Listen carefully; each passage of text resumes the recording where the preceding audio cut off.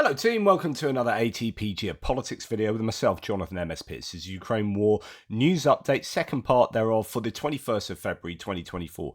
Quite a few interesting nuggets to talk about in this video today, although not necessarily in the military aid part. It's just some fascinating stuff coming later, I think, and I'd love you to hear it out with me. Right.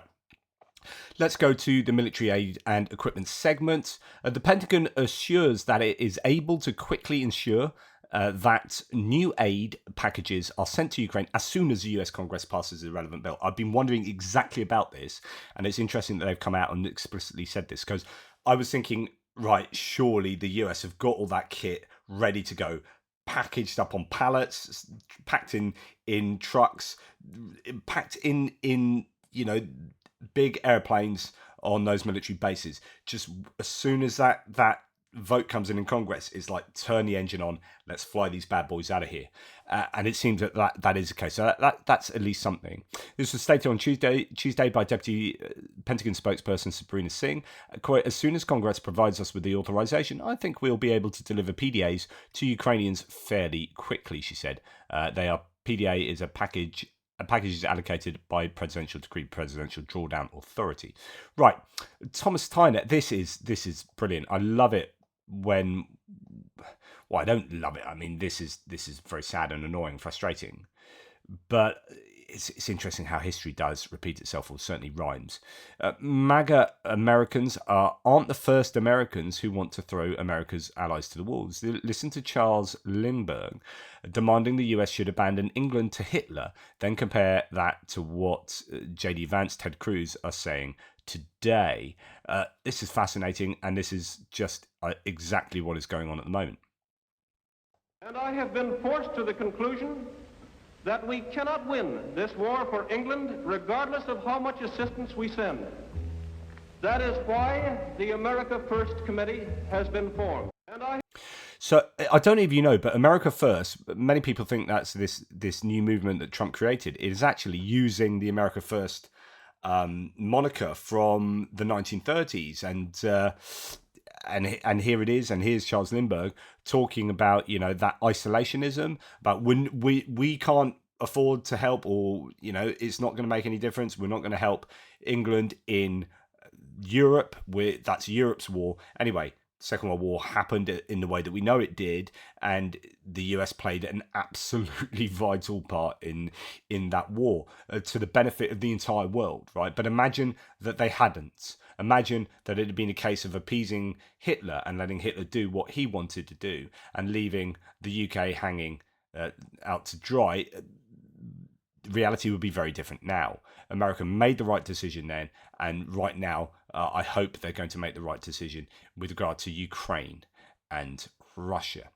Okay, the German defense companies continue to actively cooperate with Ukraine. So, Dynamit Nobel Defense plans to produce Panzerfaust 3 grenade launchers in Ukraine, at least at the initial stage. MBDA Deutschland begins cooperation with Ukroboronprom in the field of air defense, in particular countering drones. This is great stuff. I'll be speaking to German aid to Ukraine later, in fact, very soon. So I need to push on. But yeah, come and hear us talk about stuff like that. Now, I want you to listen to Elizabeth Warren, because this is fascinating. Actually, I forgot I had this in this section. I was listening to this last night. I do like a bit of Pod Save America, and the interview with Elizabeth Warren, the whole interview is really good. Like, I know she's quite divisive for those on the right, but I really rate Senator Elizabeth Warren. She is always on point with what she says. She is a consummate professional and just fights for middle America and for working class Americans. And you've got a lot of time for her, and I think she was my pick for presidential candidate when Joe Biden, it was Joe Biden, Kamala Harris, and etc. She was who I wanted to win, but she didn't. But this is not to do with bipartisan politics. Partisan politics. This is something I've been wanting to know, which is, how do some particularly Democrat politicians who are against the war going on in Israel come to vote for the Israel Ukraine-Taiwan aid package. And I couldn't square that. I was like, something must have happened such that people like Elizabeth Warren, who've been saying the Netanyahu government are despicable and what they're doing in Gaza is an absolute abomination. But I'm voting for the package to help Israel. What's going on there? So listen to this. I think this is fascinating. 3 other Senate Democrats voted against the foreign aid bill. Bernie Sanders said, "I'll be damned if I'm going to give another nickel to the Netanyahu government." You've called for a ceasefire in Gaza. You've been very critical of Netanyahu's military operation there. What made you feel comfortable voting for that? Comfortable overstates, but this is a hard time. So let me back it up just a tiny little bit as we think about this moment. So there's a terrorist attack on Israel. About 1,200 people are killed. Hostages are taken. There are still more than 100 hostages held in Gaza. And the Netanyahu government and his right-wing cronies on that government have killed, probably best estimate is nearly 30,000 people, the majority of whom women, children, civilians. And so this has got to stop. This has got to stop. This is a moral issue. It's also an issue of how to build a future for the people of the region. So the way I think about this is that I had started a long time talking about conditioning aid to Israel. When I say a long time, I mean years ago. Yeah. And also working on questions about protection of civilians in war zones. It was not focused on Gaza and Israel. It was focused in other parts of the world.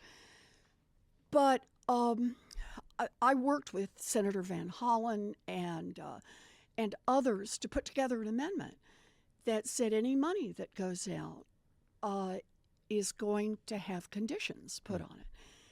And we built up enough Democrats. This is kind of the nuts and bolts of how you get things done. Yeah. We got altogether a couple of dozen I love it when people are serious about governing. Democrats. It's not as many as I'd like, but it's a whole lot more than 3 of us. Yeah. Democrats to say, I'm willing to co-sponsor, I will definitely vote for conditioning aid. The White House saw that. We engaged in some negotiations. And last Thursday, President Biden put in writing that aid to all nations that use That includes Ukraine, right? military assistance from the United States would be conditioned on 2 things. One is care for civilian life in the middle of conflict. Good. And the other is not blocking access to humanitarian relief. Good. And then he followed that up, also in writing, with saying that any place that is engaged in a conflict, within every 90 days, that nation must certify that it meets both of those conditions, and that if it fails to report at all or fails to certify in a way that our Secretary of State certifies is credible, that nation can lose aid. This is a big deal. It's a big deal because while America's talked about for a long time that we condition aid, some people use that language, I have for a long time, condition it on countries that are working consistent with our values. We've never been this explicit about it and never had these pinch point moments, 90 days, and you've got to come up with it in writing, and then somebody's got to certify that what you said is right. Does that guarantee we get everywhere we need to go? No. But it is a significant shift in U.S. policy. Now, That's brilliant. Absolutely brilliant. So I just thought that's worth sharing with you because it gives you an insight into the kinds of machinations of government and to getting policy out or to getting bills out and amendments to them where people are working, say, like, I don't like, so I'm speaking on her behalf, I don't like us giving aid to Israel, but I do like us giving aid to Ukraine. And she talks about Ukraine and Putin in the interview elsewhere. But, you know, this is a bit of an issue. How can I justify giving aid to Israel? Okay, there needs to be condition. Actually, these conditions can apply to all countries we ever give military aid to, which is, we need access. We need that military to be caring for civilians and giving access to humanitarian aid for in the places that they're active. And then we need every 90 days there to be a report on that from you guys, and we need to be able to justify that report is correct and accurate. And if it isn't, we ain't giving you any more. And that can only be good. I think that is really good stuff. So I'm glad that I watched that to get that understanding. Right, a total of 12 Ukrainian pilots are scheduled to complete training on F-16 fighter jets between May and August, according to the Arizona National Guard. I hope Lynn is back safely in Arizona, where she's on her way back. Big love to you. The first group of 4 began training in mid-October with the 162nd Fighter Wing in Tucson, Tucson, Arizona. That's interesting because there's a number put on that. So 12 Ukrainian pilots completing it between May and August. So it gives you a time and it gives you a number.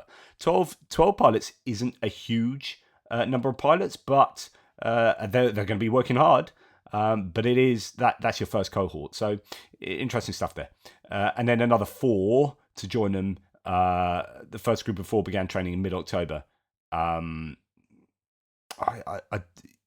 don't know if that's not another group. That's part of the 12. Okay, so moving on, the North Korean missile discovered in Kyiv, that's one that woke me up, or at least the air raid sirens woke me up, contained 290 foreign parts, mostly from the USA.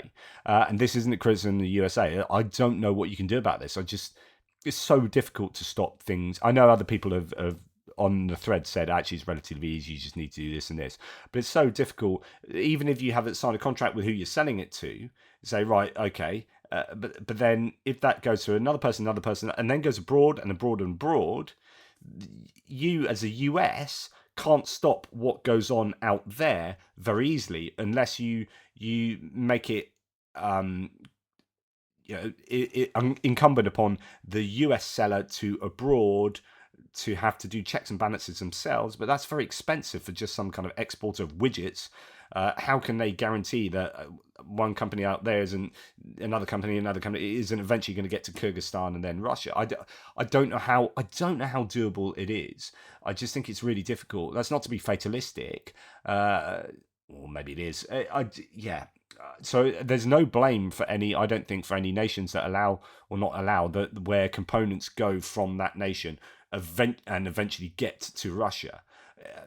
But there are some people that are going to be going, oh my goodness, the US, all these parts in North Korean missiles, not Russian missiles. There's the heaviest sanctioned nation on earth, and they get American components. What's going on there? Almost all the components were less than 3 years old.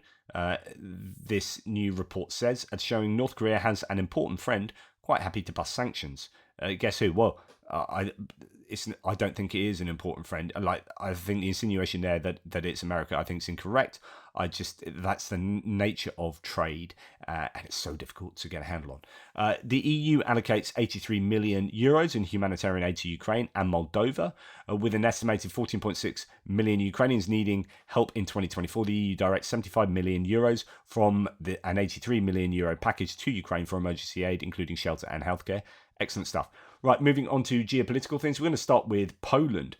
So the Deputy Minister said there's no free movement of trucks along the entire Ukrainian-Polish border. This is a massive problem at the moment. Huge. And we'll come to what's happening about it in a second. Kyiv and Warsaw, well, right now they are negotiating a solution to the ongoing border blockade by Polish farmers predominantly, as there's no free movement of trucks at the crossing. Right. Yesterday, this went viral. So Putin, this sign at the front of a tractor, at the front of a column of tractors, which has a sickle and hammer on it. It's got a Soviet Union flag. Says, quote, Putin, clear things up with Ukraine, Brussels, and our government. So he's like, I want Putin to sort out Ukraine. I want Putin to sort out Brussels in the EU. And I want Putin to sort out the Polish government.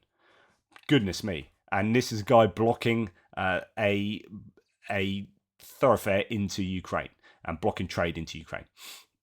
So says a banner of Polish protesters who intensified their border blockade of Ukrainian hauliers today, blocking all 6 border crossing points for all transport. By the evening, 3 points started allowing some passenger traffic through. Now, meet Petr Panasiuk, an ordinary peaceful farmer protesting on the Poland-Ukraine border. Coincidentally, Mr. Panasiuk is registered on Russian social media platform VKontakte and is listed in the Peacemaker database as an agent of the Russian Special Services. On social media, Panasiuk enjoys posting Russian propaganda narratives and calling to end all support for Ukraine. Are you starting to see what is happening on the border between between Ukraine and Poland? These connections have been made. They might not be universal. It might not be everyone feeling this, but there is Russian interference taking place. And this is embarrassing for many Poles. So, Polish diplomat in Ukraine said, "I thought only Russians could behave so shamefully." Polish top consular official in Western Ukraine expressed regret over actions by her fellow citizens who escalated the blockade on the Ukrainian border and spilled Ukrainian grain from freight on the trains, as I reported yesterday. The Polish police have already detained a farmer, I presume the driver of that first tractor, with a Soviet flag and a poster addressed to Putin. The agency reported on social media. He faces 2 charges: incitement and praise of Putin's aggressive war, and propaganda of totalitarianism. The Polish president commented on the blockade of the Ukrainian border, saying that it was Russia's aggression against Ukraine that was to blame, not anyone else. Interesting. So at the same time, Andrzej Duda noted that Poles have the right to protest, and if it is legal, the government will protect it, and blocking the border is only a decision of farmers, not the Polish government. And herein lies the problem. They are exercising their rights to do that. Arguably it's nothing illegal apart from when they cross that very explicit line there, but it is an issue, and there might also be, or there are genuine issues that underwrite at least some of this protest. He assured that the Polish authorities are looking for ways to resolve the conflict, and indeed, Deputy Minister of Agriculture in Poland said that negotiations with farmers will begin on Monday. Details are currently being worked out. Polish farmers have been protesting for months, blocking the border to Ukraine several times. And indeed, something from Zelensky. So Zelensky has discussed a blockade on the Polish border. Quote, "Together with the government officials, we analyse the situation in detail and determined our next steps. They will be taken very quickly." He knows that, this is a huge issue in terms of trade, in terms of international relations, and in terms of getting military aid into the border that is getting stuck at the Polish border. Goodness me, they need that aid, and there's not enough being pledged and given to Ukraine, considering their needs. But that which is given is struggling to get to Ukraine, or at least some of it is. Okay, so Ukraine then is planning a new Danube export route to bypass the Poland border. So this will take grain up the Danube into Europe via river. The proposed new route would run from the Ukrainian port of Izmail to Romania's Constanta and the Danube ports of Germany. And of course, that will then mean that Poland will dip out in terms of money that comes in from trade routes. People, whether it be petrol stations or garages fixing vehicles and supermarkets and everything like that. All that trade, if it goes through another route, then those people are going to, that country will gain. Now, the US has bought 701.8 tons of uranium worth $1.19 billion in 2023. Where? From Russia. Now, this is slightly different from components trading. This is directly buying uranium from Russia, the US. That's a very interesting scenario. I wonder if they're working hard to try and get uranium from elsewhere. Surely places like Australia, I would have thought, would be a better bet than Russia. But there you go. During some might argue, a proxy war with Russia, they are buying nuclear fuel off them. Now, apparently Hungary's governing party says it's ready to approve Sweden's NATO accession on Monday. Wow, that would be good news, and that might lubricate the delivery of Gripens to Ukraine. Apparently, there's been this rumour that the Swedes will deliver Gripens, will help with Gripens. That will be in their best military strategic interests, but also in terms of economic interests. because Saab will get to make these planes and they advertise them, and other people might buy them, so on and so forth. So they would definitely want this to happen, but apparently it is contingent upon final accession to NATO. So if that happens on Monday, and if Hungary aren't going to get in the way of that, then that's good news. EU has approved a package of sanctions now that Hungary's got out of the way. So this is that 13th package I talked about yesterday of sanctions against Russia, which will include about 200 individuals and entities. Don't know what that will entail, as most things that have been obvious targets for sanctioning have already been sanctioned. But we shall see. The Biden administration is to impose major sanctions. Remember, sometime back, back in 2019, or I don't know, it wasn't 2019, 2021, I think it was. Someone asked, what if Navalny was to die in prison? And Biden said there'll be devastating consequences. And now, obviously, he has to live by those words. So in response to Alexei Navalny's murder, the White House is preparing major sanctions against Russia in response to the opposition leader's death in an Arctic penal colony. And indeed, Biden's confirmed that the significant expansion of sanctions will be announced on Friday. So we'll look forward to that.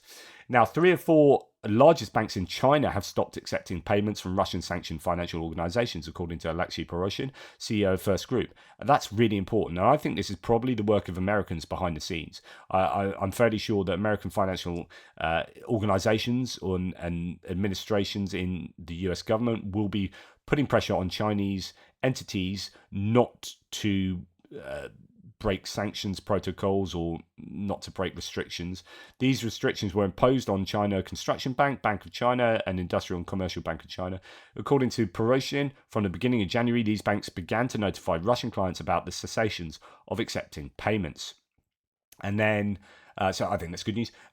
Blinken and Lavrov will attend the G20 talks, so the Group of 20 talks in Brazil, with a focus on Ukraine and Gaza. So good to see that Ukraine will still be at the top of the list of things to talk about. Right, we're now going to go to talk about the US in particular, and if you don't agree with my politics, I really want you to just listen to this section, because I think this is absolutely freaking fascinating and worrying in equal measures. So we're going to start with, first of all, I've already talked about Trump on Navalny, where he talked about Navalny's death and then made it all about him. But Michael Weiss here says, in response to another interview within an interview with Trump, says no US politician was poisoned with military grade. Well, in fact, no, let's listen to Trump first. But it's happening in our country too. We are turning into a communist country in many ways. And if you... It is happening in our country too. Just remember that, because this is not true. So this is, like, if I would love to debunk Trump's speeches, but this is outright lies, okay? Do not be sold by this. And if you're sold by this, you need to check your critical thinking faculties. But it's happening in our country too. No, it's not. We are turning into a communist country in many ways. No, you're not. And if you look at it, not. I'm the leading candidate. I got indicted. I never heard of being indicted before. I got indicted 4 times. I have 8 or 9 trials, all because of the fact that and you know this, all because of the fact that I'm in politics. No. They indicted me on things that are so ridiculous. Fanny in Atlanta. We'll get into that. We're going to get into that in a moment. He's mispronouncing someone's name and then getting boos and laughs out the audience. It's despicable. Like, he is legally responsible for his actions. It is not, like, he sexually assaulted someone and he is found guilty of that, and then he defamed them and has been found guilty of that. And he owes an awful lot of money, etc. Anyway, I don't want to talk about that, but no US politician was poisoned with military-grade nerve agent twice by the FBI and then tortured and murdered in a US penal colony. Those with a visible hard-on for Russia want to pretend America is Russia, or ought to be. Again, don't say you weren't warned this time. And it's really important to say that. Now, this is on the back of some serious news that is incredibly worrying. So what happened is we got this whole Hunter Biden case, which has been hanging over Joe Biden. It's the Joe Biden, Hunter Biden, Burisma, Ukraine, money, blah, blah, blah, blah, blah. The problem is the key witness has been arrested for lying to the FBI, and apparently has like $6 million.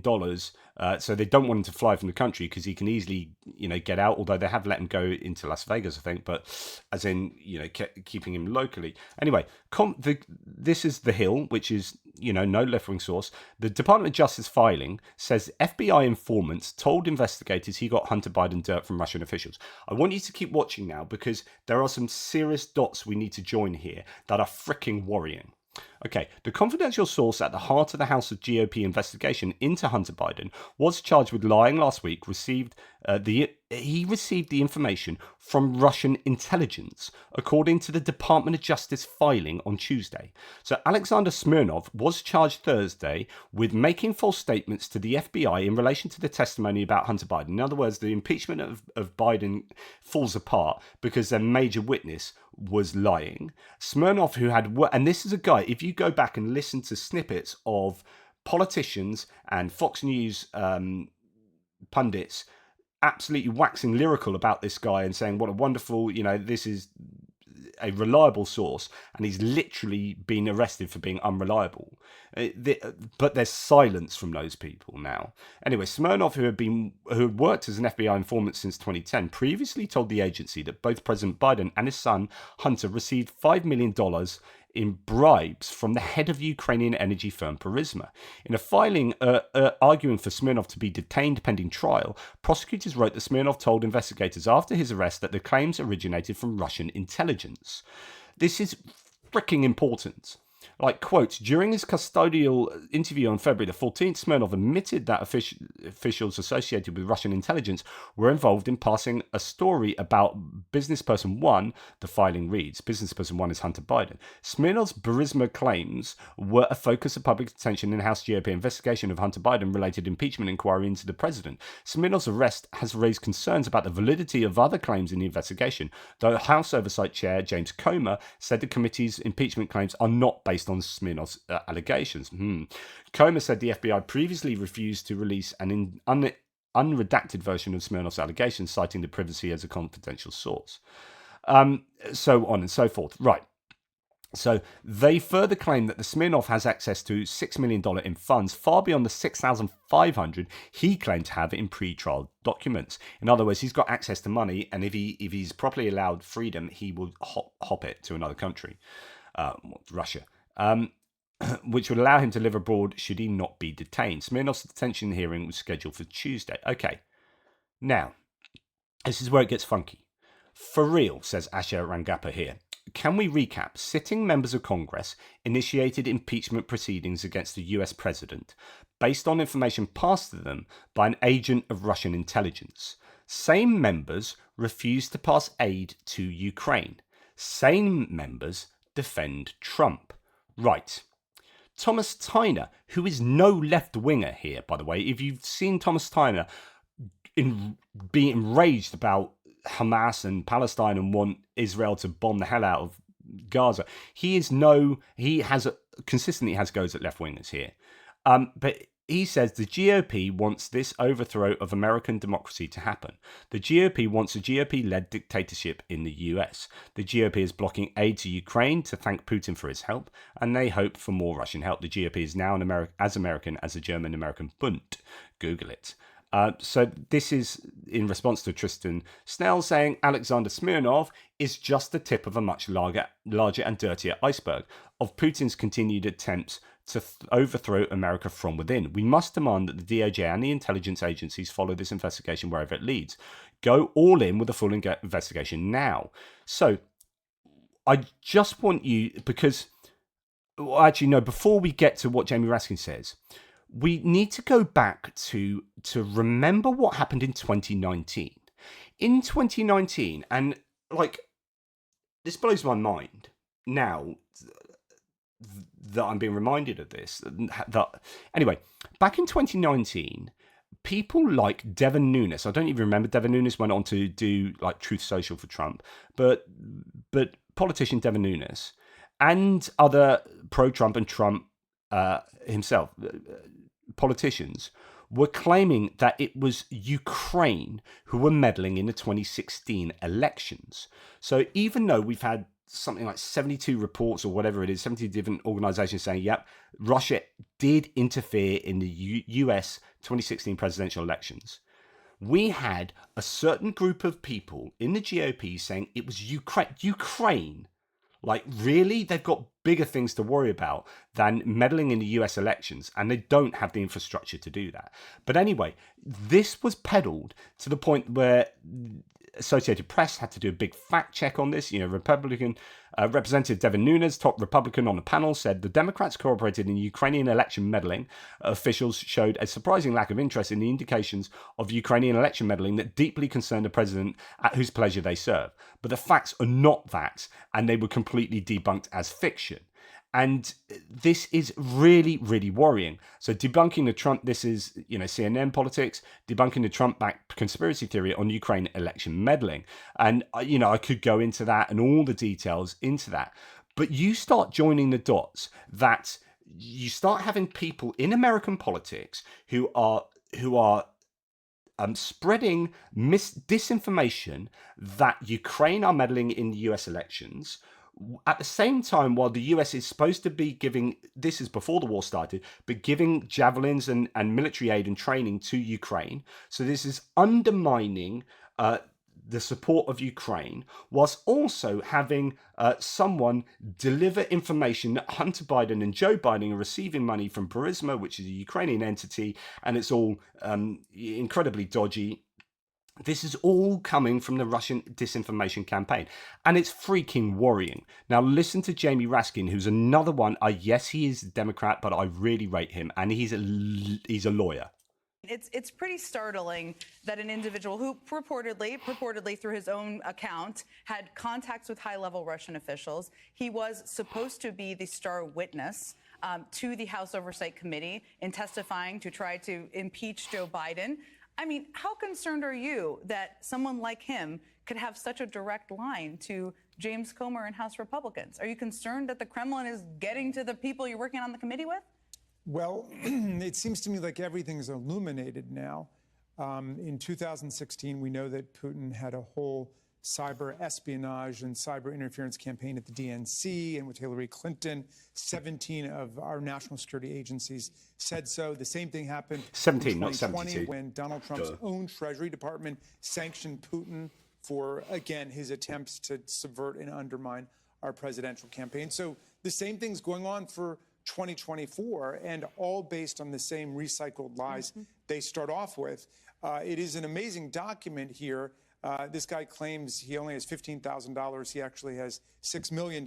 He's up to... It's a bit of a gap there. Yeah, and he's up to his eyeballs in interaction with Russian intelligence agents, where all of this obviously began in terms of concocting the story that Burisma had paid Joe Biden $5 million. And that, that was the source of this whole wild goose chase that we've been on for more than a year now. They began to backpedal. This will trigger a lot of Republicans because they are absolutely knee deep in the idea that Hunter Biden, Joe Biden are Joe Biden is impeachable for this horrendous crime. But when you map it back, it appears that it comes from Russian sources, and that should worry you. On it and say, no, it's not really about that. It's about something else. Maybe it's about China, or maybe it's about the California bar. We don't know what it's about last week. But now it's very clear that they've all been dupes to a Russian disinformation propaganda effort. And look, when I try to put the whole thing together, what I see is this. Vladimir Putin knows he can't challenge America militarily. I mean, we're the largest military in the world. This is my point that I always make. In terms of our economy, he can't challenge us economically, but he figured that the Achilles heel was the openness of our society on the internet and social media, and that's why... So we saw in 2016, it's continued. And it's gone on. This internet research agency spent, tens of millions, hundreds... As I keep saying, if Russia had spent what they've spent on this war on the Internet Research Agency, on trolls inside Russia, they would have done more damage to America and the rest of the world than anything they could have hoped to have achieved with this war. Of millions of dollars just to try to subvert and undermine our political system with lies and propaganda. This is my big worry. Disinformation and conspiracy theories. And this was a leading one, but it of course continues to this day. And my Republican colleagues say, oh, this is just more about the Russia hoax. Really, what's the hoax? Is it the invasion of Ukraine? Is it the death of Alexei Navalny, or his attempted poisoning back in 2020, or his death just a few days ago? I mean, when they say Russia hoax, what are they talking about? They are basically echoing Donald Trump, who made it very clear when he was president of the United States that he would always prefer Vladimir Putin's version of the truth over what our own intelligence agencies say or what the whole world is saying. And that is demonstrably true, because that's what he said at the Helsinki press conference. Donald Trump clearly came out and said, well, I believe, paraphrasing, I believe Vladimir Putin, who is standing next to him, over my intelligence services. I've got no reason to disbelieve him. And like the American intelligence services go, what? Like, this is our entire life's work. Like, this is what we're here for, to support you as a president, support the nation in terms of intelligence. And you're dissing us in favor of a foreign dictator whose background is in disinformation and intelligence work for the FSB, formerly KGB. Like, you are believing him in public at a press conference over us. Like, this is all joined up.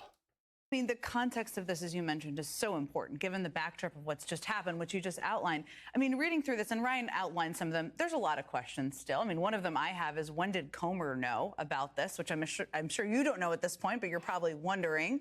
Also, it struck me as this is clearly an ongoing effort by the Kremlin. This is a person we know about. But what are other questions you had reading through this that you really hope there are answers on or want to get answers on? Well, my big question is for the Republican Party. I mean, I want to assume the best and give them the benefit of the doubt. Let's say that they really didn't know whether or not this is true. And now it is overwhelmingly likely that it's a lie. It's a conspiracy theory made up by Russian intelligence, pumped through Smirnov into America. And then they picked it up and they've been running with the football ever since. But it should be over now. They should close down the circus. It's over. What will they do? Will they just move on to a new lie, a new conspiracy theory that someone feeds them? Or will they say, hey, you know what? We gave it our best shot, but it's over. And why don't we look at something that's really affecting the American people, like gun violence right now? Well, if only. I think we would love to. Now, we've been surprised in the past. I'm sure you even have been surprised. Do you think they're going to proceed at this point? Well, they have proven to be nothing if not acrobatic in terms of, doing triple somersaults to try to land in a place where there's a whole new theory of what's going on. And if they just want to talk about political influence peddling in Washington, or they want to talk about the emoluments clause, then I'm all for it. I absolutely agree. There's a lot of cleaning up to do in Washington. I was listening to Simon Rosenberg on a podcast this morning where he was talking about exactly that. There needs to be a lot more clarity. There's too much lobbying. There's just not enough just decent purity within the whole Washington environs. And I think either party could do a really good job of trying to clear that up. I mean, Trump came in and said that he was going to drain the swamp, and then promptly filled it up with bile and then swam in it for 4 years. And so, it does need to be cleaned up, I think. And this here's another example of like really nefarious, dangerous international Russian influence going right to the heart of American politics. And then you start looking at what Mike Johnson is doing, what Marjorie Taylor Greene is saying, like who Mike Johnson getting money potentially from American ethane that was like, 88% owned by Russians, particularly Nikolaev, who is a friend of Putin. And then he only gave the money back when it was found out. He didn't give it back before. He only gave when he was called out, and it was like, oh yeah, I'll give the money back. And you are seeing this influence there. You're seeing these Republicans going against what they would have done 30 years ago under like Reagan or whatever, and making decisions regarding Ukraine that are clearly strategically, diplomatically wrong. They are to the benefit of Russia, and then you're starting to see, or continuing to see, all of these elements of Russian influence within American politics. It is incredibly worrying, this, and I hope this doesn't make many sort of Trumpian Republicans recoil, put the defenses up, and go to knee-jerk mode and start attacking me and saying, "Rah, you're using MSNBC, rah, Jen Psaki, rah, Jamie Raskin," and actually deal with the data. Deal with actually what's being expressed here. Deal with the idea in 2019 that the GOP were claiming that it was the Ukrainians that were meddling in the US elections. That was demonstrably not the case, and that we have so much evidence that the Russians were dealing with it. Not least that Prigozhin openly admitted it before he died. This needs to be dealt with, and I don't think burying your head in the sand or attacking the messenger is probably the right way to go about this. I know that it's going to be a difficult pill to swallow for many people on the American right in the US, but I wonder if there are those of you in my viewership that do sit there and do look at this and go, there is something in this. This does need to be looked at. And I'm sure there'll be those of you who will just attack me and say, well, Britain's shite and whatever. Yeah. Anyway, thank you for watching. Please like, subscribe, and share. Take care. I'll speak to you soon. I'm going to do a live with Germany from Ukraine.